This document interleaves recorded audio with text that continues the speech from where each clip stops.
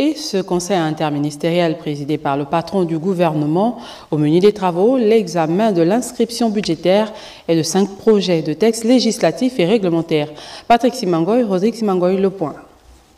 Ce 4e conseil interministériel de l'année 2025 a mis un accent particulier sur l'examen des inscriptions budgétaires des départements ministériels. Ce jour, exceptionnellement, les travaux ont été élargis aux collaborateurs de chaque ministre en raison de l'importance de la question inscrite à l'ordre du jour. Le Premier ministre, chef du gouvernement de la transition, économiste à la base, Raymond Ndongsima, tient à assurer le suivi, le contrôle des inscriptions budgétaires et vérifier que les prévisions sont consacrées aux besoins de chaque département ministériel, comme le veut d'ailleurs le président de la transition, chef de l'État, qui a assigné au gouvernement Ndongsima III une dizaine de priorités, parmi lesquelles l'amélioration de l'employabilité des jeunes, la lutte contre la vie chère, la fin des délestages de dames SEG, l'accès à l'eau potable et à l'électricité, la route et la santé, entre autres. Le Conseil interministériel a aussi examiné ce jour 5 projets de textes législatifs et réglementaires, dont 3 projets d'ordonnance portant réorganisation de l'autorité de régulation des transports ferroviaires, autorisant l'État gabonais à contracter un emprunt de 131 milliards 191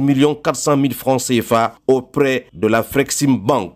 Les 2 projets de décret examinés par les membres du gouvernement sont relatifs au changement de dénomination de l'aéroport de Port-Gentil et à l'organisation du Centre national d'hémodialyse. Autant de dossiers examinés par le Conseil interministériel qui seront soumis à la très haute attention du chef de l'État, Brice Clotaire Oligui Nguema, lors du prochain Conseil des ministres. Le Premier ministre a également présidé ce matin une rencontre élargie aux membres du gouvernement. À l'ordre du jour, l'examen conjoint des inscriptions budgétaires des différents départements ministériels au titre de l'année 2025. Communication primature. Passer en revue la programmation budgétaire, examiner en profondeur les plans budgétaires, les projets des politiques publiques, entre autres, c'est l'intérêt de cette rencontre entre le Premier ministre, chef du gouvernement de la transition, Raymond Ndongsima, les membres du gouvernement, les secrétaires généraux, leurs adjoints et les directeurs centraux des affaires financières. Le budget, c'est un ensemble, comme vous le savez. Ce sont des ressources qu'on prévoit. Elles ne sont pas disponibles immédiatement dans la caisse. On les collecte au fur et à mesure. Et il est clair que le ministère des Comptes publics a besoin d'une bonne clarification pour à la fois étaler dans le temps la mise à disposition des ressources au bénéfice de chacun des ministères. L'objectif étant de parvenir à une exécution réaliste et beaucoup plus objective, cohérente de notre budget. C'est le ministre de l'Environnement qui a ouvert le bal de cette session spéciale. Nous avons au ministère de l'Environnement 3 principaux programmes. Le premier est relatif à l'amélioration du cadre de vie, la préservation de l'environnement et le développement durable.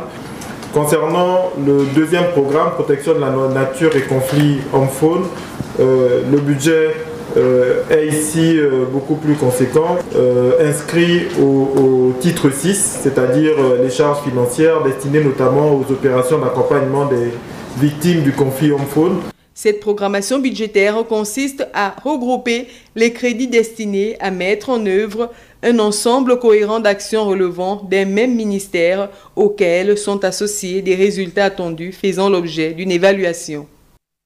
Agenda plein pour le chef du gouvernement de la transition, Raymond Ndongsima, qui s'est également entretenu cet après-midi avec le ministre des Affaires sociales, le directeur général de la CNSS et les représentants des associations nationales de retraités du Gabon. Au cœur des échanges, la restructuration tripartite mise en place au niveau de la CNSS. Communication primature. Au centre des discussions entre le Premier ministre, chef du gouvernement de la transition, Raymond Ndongsima, les dirigeants de la CNSS, les partenaires sociaux, les représentants des retraités de cette entité et le ministre des tutelles, les conclusions des travaux de la commission tripartite sur la restructuration de la Caisse nationale de sécurité sociale. Il s'agit déjà de voir au niveau paramétrique parce que le ratio démographique aujourd'hui est totalement déséquilibré. Parce que nous sommes dans un système par répartition. C'est X travailleurs qui payent un retraité. Aujourd'hui, nous sommes loin de la norme fixés par la CIPRES. C'est déjà de regarder ça en profondeur, parce que si on ne relève pas un certain nombre de paramètres, on ne pourra plus satisfaire et les retraités et les autres assurés. Les représentants des travailleurs et dirigeants ont reçu des assurances du patron du gouvernement allant dans le sens de prendre à bras le corps ce dossier en attendant des améliorations. Le gouvernement a placé les réformes de la CNSS, qui est notre organisme de prévoyance sociale concernant le travailleur du secteur privé, parmi ses priorités. Et donc, dans ce cadre, la direction générale avait émis le besoin de mettre en place cette commission tripartite de restructuration, composée donc des travailleurs, des retraités et des représentants de la direction générale elle-même. La CNSS fait face depuis plusieurs années aux difficultés liées à la non-application de certaines dispositions légales. La réunion de ce jour augure des lendemains meilleurs pour les travailleurs et les retraités. Et pour la boucle de l'agenda du Premier ministre ce jour, sachez que Raymond Ndongsima a également reçu cet après-midi une délégation de l'Union africaine allée féliciter le Gabon pour la parfaite organisation du référendum il y a quelques mois. Communication prémature. Au-delà des civilités présentées au Premier ministre, chef du gouvernement de la transition, Raymond Ndongsima, les émissaires de l'Union africaine ont félicité officiellement l'État gabonais pour la parfaite organisation du référendum constitutionnel du 16 novembre dernier. Nous avons été mis en mission par les hautes autorités de la Commission de l'Union africaine pour exprimer au peuple gabonais, à ses autorités, toutes les félicitations de l'Union africaine à la suite du référendum qui a été organisé et qui a permis au pays de se doter d'une nouvelle constitution, jetant ainsi les bases d'une nouvelle République gabonaise. L'organisation panafricaine se dit disposée et prête à accompagner le Gabon dans l'organisation de l'élection présidentielle du 12 avril prochain. Nous avons été instruits également de témoigner aux autorités et au peuple gabonais tout l'attachement de l'Union africaine, son engagement à accompagner le peuple gabonais dans ses efforts pour l'organisation des élections du 12 avril qui pourrait consacrer ainsi l'ancrage démocratique dans le pays et surtout qui permettra au pays de retrouver sa place au sein de la famille africaine. Vous savez que l'absence du Gabon a été très remarquée et cette attente du retour est également très attendue.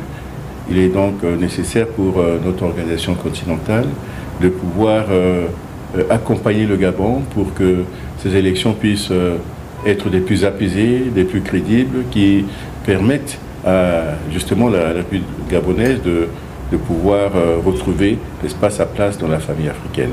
Après le scrutin à venir qui s'annonce transparent et apaisé, le Gabon inscrira une nouvelle page de son histoire dans le concert des nations à travers les institutions restaurées et une transition réussie.